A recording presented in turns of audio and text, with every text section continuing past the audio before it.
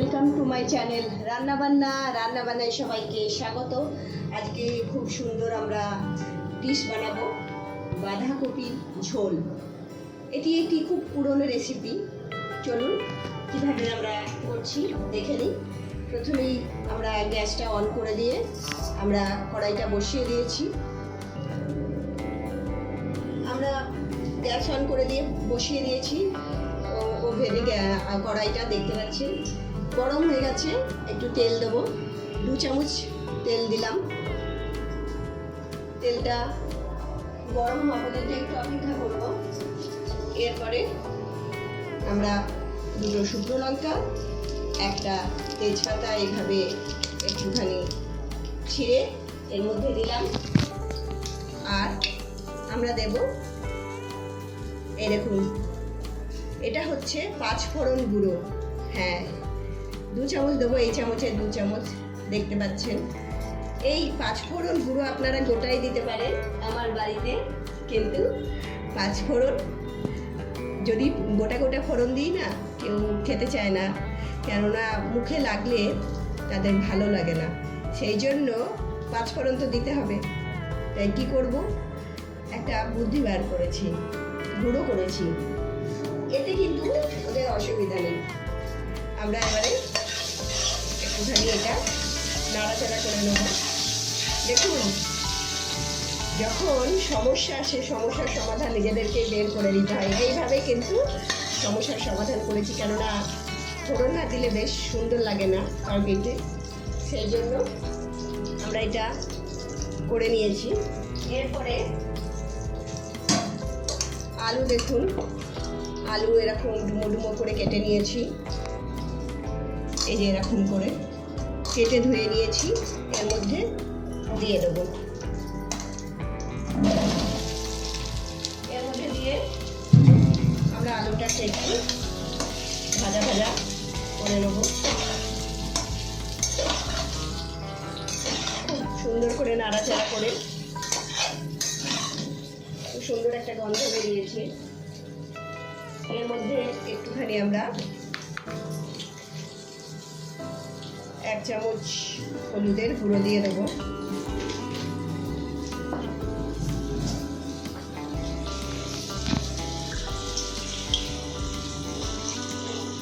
আমরা নুন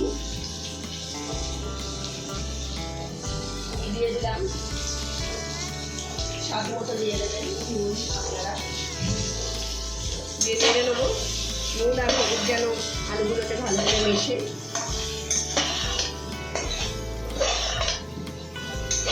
এইভাবে নাড়তে থাকবেন।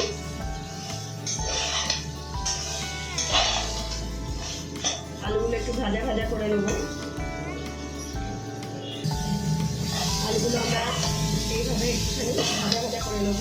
এরপরে এর মধ্যে আমরা দেবো হচ্ছে আমাদের গোলমরিচের গুঁড়ো। আমরা এখানে দেব, আমরা গোলমরিচের গুঁড়ো দিয়ে দিচ্ছি 1 চামচ। গোলমরিচের গুঁড়ো দিলে টেস্ট হয় আর পুষ্টিও যুক্ত,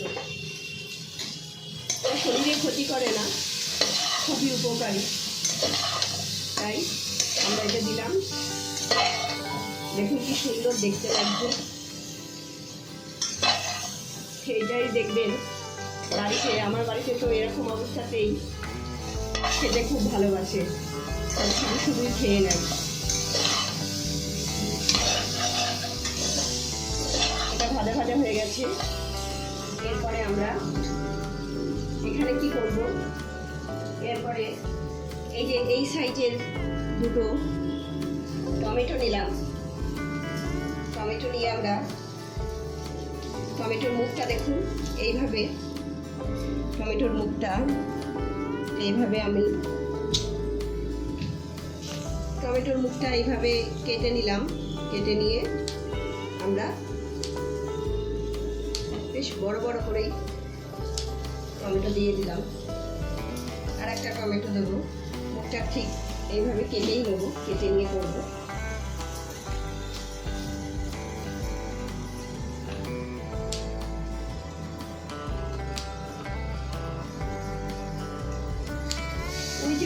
কেটে নিলাম কেন বলুন তো, মুখটা এই জন্যই কেটে নিলাম, মুখটা থাকলে ওটা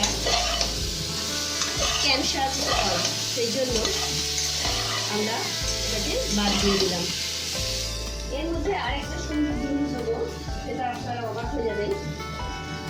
এখানে দেখুন শুকনো লঙ্কা নিয়েছি 5-7টা, এটা ছোট ছোট করে কুচি কুচি করে দেবো। বলবেন এগুলো তো বেটে দিতে পারতাম, হ্যাঁ বেটে দিতে পারতাম, কিন্তু দিইনি। কেন দিইনি সেটা পরে বলবো। এইভাবে আমরা কিন্তু ছোট ছোট করে কুচিয়ে দেব।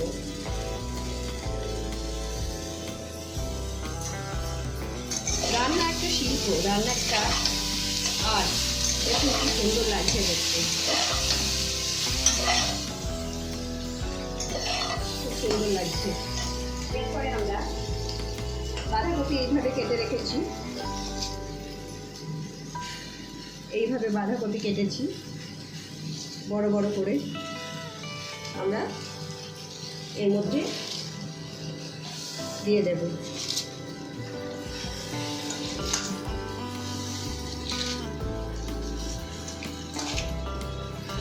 বাঁধাকপিগুলো দিয়ে আমরা কি করবো, নাড়াচাড়া করবো। আজকে যে রান্নাটা করছি এটা আমার বাবার খুব প্রিয় একটা রান্না, আমার বাবা খেতে খুব ভালোবাসেন। এটা আমার মাসির কাছ থেকে শেখা। যিনি এই পৃথিবীতে এখন, আমার মাসি এই পৃথিবীতে নেই, উনি মারা গেছেন, কিন্তু থেকে গেছে স্মৃতি। খুব আমিও ভালোবাসতাম। এখন আমি রান্না করি কিন্তু সেই স্বাদ আর কিন্তু পাই না। হ্যাঁ আমার মতন রান্না হয়, মাসির হাতের রান্না আর আমরা পাই না। মাসি আমাদের মানুষ করেছিলেন, সেই রান্নাটা আজকে আপনাদের যে করে দেখাচ্ছি কেমন হলো অবশ্যই কিন্তু বলবেন। এইভাবে আমরা একটুখানি নাড়াচাড়া করে নেব।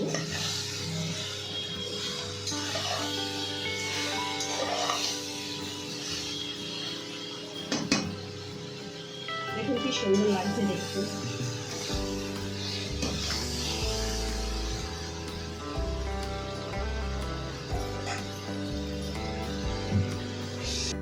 আমরা কতগুলো কাঁচা লঙ্কা গোটা অবস্থাতেই কিন্তু এর মধ্যে দিয়ে দেব।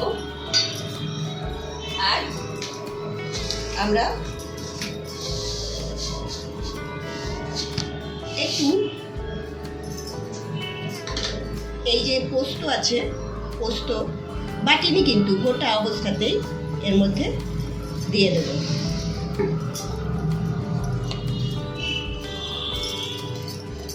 পোস্তগুলো দিয়ে নিলাম। আমরা একটু দেখুন কি সুন্দর লাগছে দেখতে, নাড়াচাড়া করে দেবো। খুব তাড়াতাড়ি রান্নাটা হয়ে যায়। এমনিতে বাঁধাকপি রান্না করতে দেরি হয় তো, কিন্তু এই রান্নাটাই একদমই সময় বেশি লাগে না, আর খেতেও দুর্দান্ত হয়। আপনার বাড়িতে কোনো গেস্ট আসলেও আপনি রান্নাটা করে খাওয়াতে পারেন, ধন্য ধন্য করবে। দেখবেন বলবে যে রেসিপিটা একবার শেয়ার করো, একবার বলো। এরপরে আমরা একটু জল দিয়ে দেবো সিদ্ধ হওয়ার জন্য, যেহেতু এটা ঝোল সেই জন্য আমরা একটু জল দেবো এটা সিদ্ধ হওয়ার জন্য।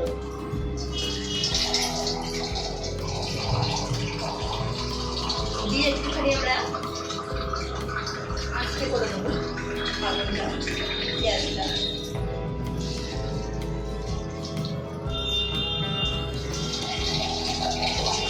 জলটা দেবো, দিয়ে একটুখানি নাড়িয়ে দিতে হবে। হ্যাঁ জলটা দিয়ে আমরা একটু নাড়িয়ে দেবো।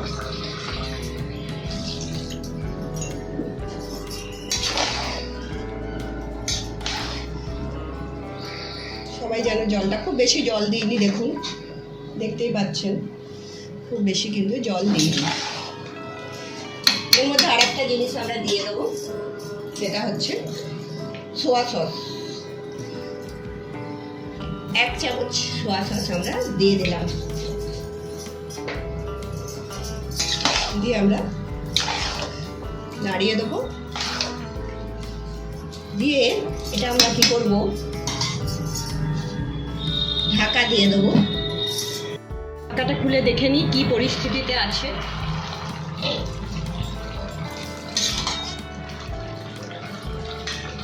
আলুটা দেখে নিই, আলুটা সিদ্ধ হয়েছে কিনা।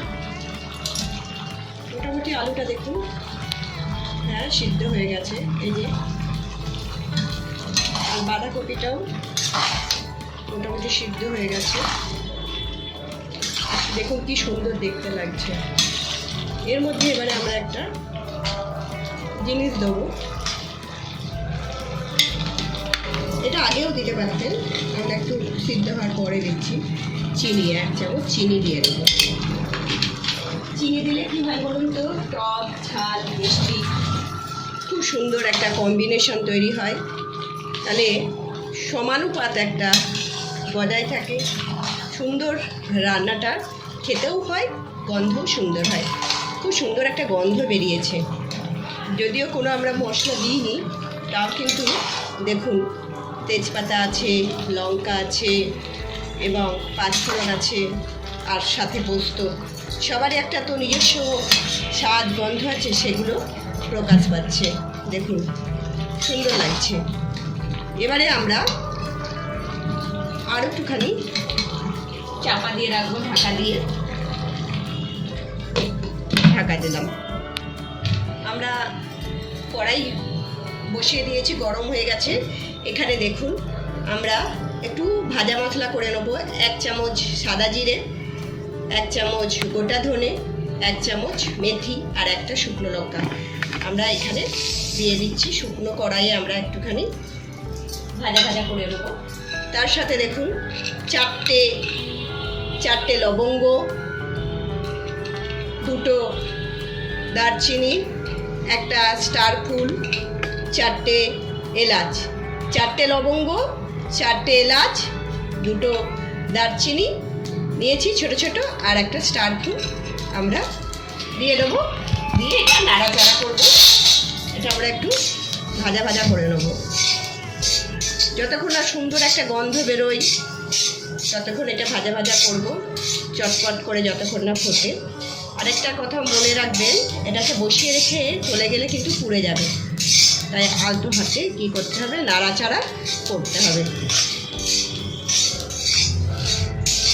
খুব বেশি আমরা নাড়াচাড়া করব না, লোহার কড়াই বুঝতেই পারছেন, খুব তাড়াতাড়ি হিট হয়ে যায় এবং এটা পুড়ে যাতে না যায়।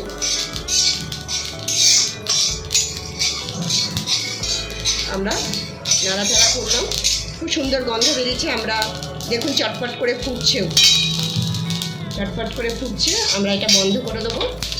বন্ধ করে দিয়ে এটা ঠান্ডা হতে দেবো, দিয়ে এটাকে পেস্ট করব, এটাকে গুঁড়ো করে নেব। আমরা ঢাকনাটা খুলবো, খুলে দেখবো কী পরিস্থিতিতে আছে। অলমোস্ট আমাদের রান্না রেডি হয়ে গেছে। 2-1টা আলু, যেহেতু একটু বেশি আলু দিয়েছি, 2-1টা আলু, গ্রেভিটা যাতে একটু গাঢ় হয় সেই জন্য একটু খুন্তি করে কী করবো, খুন্তি করে ইয়ে করে দেবো, ম্যাশ করে দেবো, গলিয়ে দেবো। খুব বেশি না, যেহেতু এটা ঝোল বানাচ্ছি তাই এটা ভাতের সাথেও খেতে পারেন, রুটির সাথে বা শুধু শুধু খেতে পারেন। দেখুন কি সুন্দর দেখতে হয়েছে।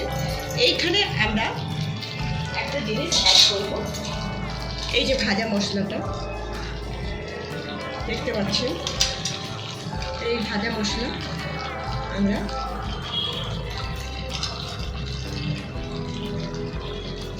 দু চামচ আমরা অ্যাড করে দিলাম, দিয়ে একটুখানি নাড়িয়ে নিলাম।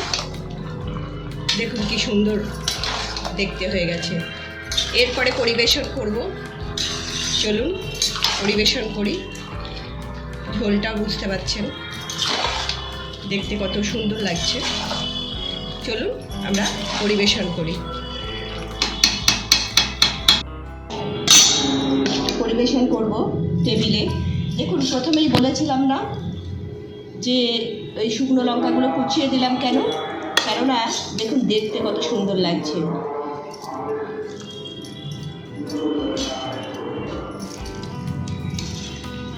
ঝোলটা দেখুন,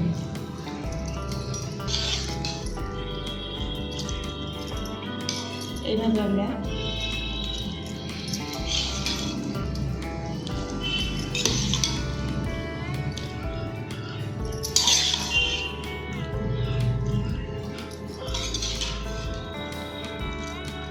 পোস্তটা দিয়েছিলাম, খুব সুন্দর দেখবেন একটা